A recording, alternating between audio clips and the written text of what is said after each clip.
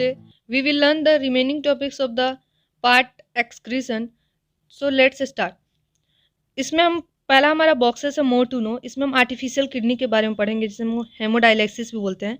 Kidneys are vital kidney जो होते हैं वाइटल ऑर्गन है हमारे सर्वाइवल के लिए, हम सब जानते हैं।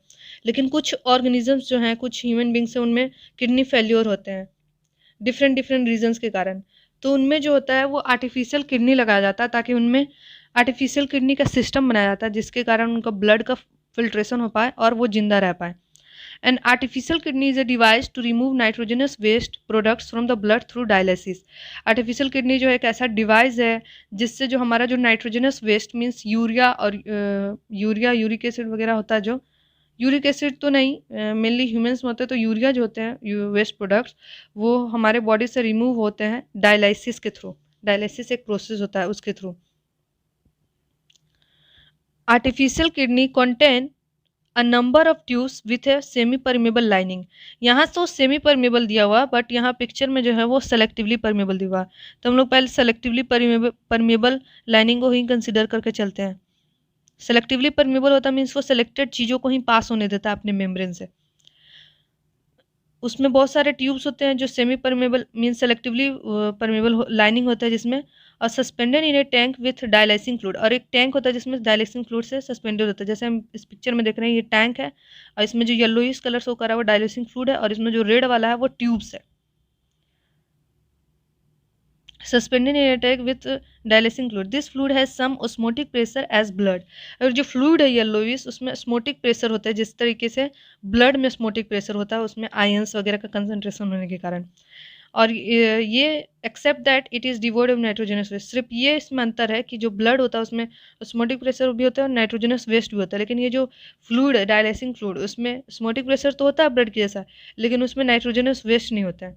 The patient blood is pass through this tissues this tubes, और जो पेशेंट का ब्लड है जैसे कि यहाँ हम देख रहे हैं ये जो ट्यूब है वो कनेक्टेड है इसके आर्टरीज से पेशेंट के, और पेशेंट के वीन से भी कनेक्टेड है।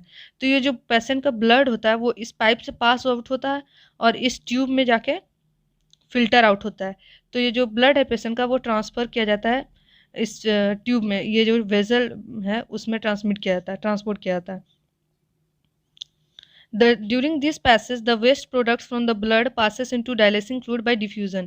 जो जब ट्रांसपोर्ट हो जाता है ब्लड यहाँ, तो ब्लड में जो वेस्ट प्रोडक्ट्स है मीन्स नाइट्रोजनस वेस्ट है वो डायलाइसिंग फ्लूइड जो है उसमें ट्रांसपोर्ट होता है किस प्रोसेस के थ्रू, डिफ्यूज़न के थ्रू। मीन्स जो डायलाइसिंग फ्लूइड है उसमें वेस्ट प्रोडक्ट कम है तो, और ब्लड में वेस्ट प्रोडक्ट ज़्यादा है तो वेस्ट प्रोडक्ट जो होते हैं ब्लड से डिफ्यूज़ हो जाते हैं, डायलाइसिंग फ्लूइड में चले जाते हैं डिफ्यूज़न प्रोसेस के द्वारा। This is similar to the function of the kidney but it is different since there is no reabsorption involve. लेकिन इस प्रोसेस में डिफरेंस यही है, ये किडनी की जैसा ही है क्योंकि ये फिल्ट्रेशन कर रहा है हमारा ब्लड का, लेकिन इसमें अंतर ये है कि इसमें रीअब्जॉर्प्शन का फैसिलिटी नहीं होता। जैसे कि हमारे किडनी में जो एक्सेस ग्लूकोज वगैरह अमीनो एसिड्स हैं, वाटर होते हैं, वो रीअब्जॉर्ब हो जाते हैं फिर से ब्लड कैपिलरीज में, लेकिन इस प्रोसेस में जो होता है रीअब्जॉर्प्शन नहीं होता, इनमें काफ़ी लॉसेस होते हैं वाटर वगैरह के। Normally, in a healthy adult, the initial filtrate in the kidneys is about 180 litre daily. जो इनिशियल फिल्ट्रेट होता है नॉर्मल ह्यूमन बींग्स में, मीन्स जब वो वोमेंस कैप्सूल में जो फिल्ट्रेट पहली बार आते हैं रीअब्जॉर्प्शन होने से पहले जो फिल्ट्रेट आते हैं नॉर्मल ह्यूमन बींग में वो 180 लीटर डेली होता है। लेकिन जो वॉल्यूम जो होते हैं, वॉल्यूम ऑफ वाटर या फिर वॉल्यूम ऑफ फिल्ट्रेट जो एक्चुअली हमारे बॉडी से एक्सक्रीट होते हैं वो सिर्फ 1 से 2 लीटर होते हैं। जैसे कि हम यहाँ देख रहे हैं कि वो सिर्फ 1 से 2 लीटर होते हैं। 1 से 2 लीटर जो होते हैं वाटर फिल्ट्रेट हमारे बॉडी से एक्सक्रीट होता है, जबकि हमारे बॉडीज में जो पहला जो फिल्ट्रेट फॉर्म होता है वो 180 लीटर होता है, लेकिन रीअब्जॉर्ब होकर वो इतने कम हो जाते हैं। और जबकि ये जो डायलाइसिंग फ्लूइड उसमें रीअब्जॉर्प्शन नहीं होता तो इनमें एक्सेस फिल्ट्रेट जो एक्सेस वाटर वगैरह का लॉस होता है। Because the remaining filtrate is reabsorb in the kidney tubules, जैसा कि हमने पढ़ा कि जो किडनी ट्यूबुल्स उसमें बहुत सारे रीअब्जॉर्प्शन हो जाते हैं ट्यूबुल्स में, ब्लड कैपिलरीज में किडनी ट्यूबुल्स के थ्रू, तो उसमें कम फिल्ट्रेट बचते हैं। अब हमारा आ जाता है next box think it over, जिसमें हम ऑर्गन डोनेशन के बारे में पढ़ेंगे। ऑर्गन डोनेशन हम लोगों ने सब ने सुना है कि ऑर्गन डोनेट किए जाते हैं डिफरेंट ऑर्गेनिज्म से, डिफरेंट ऑर्गेनिज्म ऑर्गन्स को ट्रांसप्लांट किया जाता है जिसमें ऑर्गन जो होते हैं उनमें ऑर्गन फेल्योर हो चुके हैं उसमें, तो इससे हम अभी पढ़ेंगे डिटेल में, इसके बारे में जानेंगे। ये हमारा एक्स्ट्रा नॉलेज के लिए है लेकिन ये भी बहुत ज़रूरी भी है हमारे एमसीक्यूज़ को सॉल्व करने के लिए एग्जाम में और वन वर्ड आंसर्स को। Organ donation is a generous act of donating an organ to person who suffers from non-function of organs. Donating of an organ may be done by the consent of the donor and his family. Anyone, regardless of the age or gender can become an organ and tissue donor. Organ donate जो है वो कोई भी ऐसे ही नहीं कर सकता. उसके लिए क्या होता है कि डॉक्टर का कंसेंट जरूरी है और अपने उस फैमिली का जिससे डोनर जो होता है, डोनर का फैमिली जो डोनेट कर रहा है. एनीवन रिगार्डलेस ऑफ एज और gender can become an organ and tissue donor. और ऑर्गन एंड टिश्यू डोनेट करने के लिए कोई पर्टिकुलर एज की ज़रूरत नहीं है, कोई पर्टिकुलर जेंडर की नहीं है, इसमें सब कोई डोनेट कर सकते हैं. ऑर्गन ट्रांसप्लांट कैन सेव और transform the life of a person. और इसके कारण जो हम लोगों ने देखा, ऑर्गन ट्रांसप्लांट के कारण बहुत सारे लोगों को ज़िंदगी बच जाती है, वो जिंदा रह पाते हैं. लाइक हार्ट ट्रांसप्लांटेशन भी होता है, आई ट्रांसप्लांटेशन वगैरह जो होते हैं, कारण बहुत सारे को ज़िंदगी जो होते हैं वो फिर से बन जाते हैं. और बहुत सारे को जैसे कि किडनी जो ट्रांसप्लांट होता है उससे वो इंसान जो होता है फिर से जिंदा हो पाता है. नहीं तो वो कब का उनका वो बॉडी जो होता है उनका कब का डेड हो सकता था, लेकिन किसी के ऑर्गन डोनेट करने के कारण वो बहुत दिनों तक जिंदा रह पाते हैं. Transplantation is required because recipient's organ has been damaged or has failed by disease or injury. जो ट्रांसप्लांटेशन का ज़रूरत इसलिए पड़ता है कि उनमें जो रेसिपिएंट है, मीन्स जो ऑर्गन को ले रहे हैं, ऑर्गन को एक्सेप्ट कर रहे हैं, और डोनर उसे बोलते हैं जो अपने ऑर्गन को डोनेट कर रहे हैं उसे डोनर बोलते हैं, और रेसिपिएंट जो दूसरे को ऑर्गन को अपने बॉडी में एक्सेप्ट कर रहे हैं उसे रेसिपिएंट बोलते हैं. तो उनमें ऑर्गन ट्रांसप्लांटेशन का ज़रूरत पड़ता है क्योंकि उनका खुद का ऑर्गन जो है डैमेज हो सका है डिफरेंट प्रोसेसेस से, डिफरेंट तरीक़ों से. In organ transplantation, the organ is surgically removed from one person, organ donor, and the transplanted to another person, जिसे हम recipient बोलते हैं. ऑर्गन ट्रांसप्लांटेशन में क्या होता है कि उस सर्जिकली ऑपरेशंस के थ्रू उसके जो डोनर है उसका ऑर्गन को रिमूव किया जाता है, वहाँ से हटाया जाता है, और रेसिपिएंट जिसमें ऑर्गन की ज़रूरत है उसमें ट्रांसप्लांट किया जाता है, मीन्स उसमें लगाया जाता है, उसके बॉडी में लगाया जाता है. Common transplantation includes cornea, kidneys, heart, liver, pancreas, lungs, intestines and bone marrow. ये सब जो होता है इनका कॉमन ट्रांसप्लांटेशन होता है. Most organ and tissues donations occur just after the donor has died.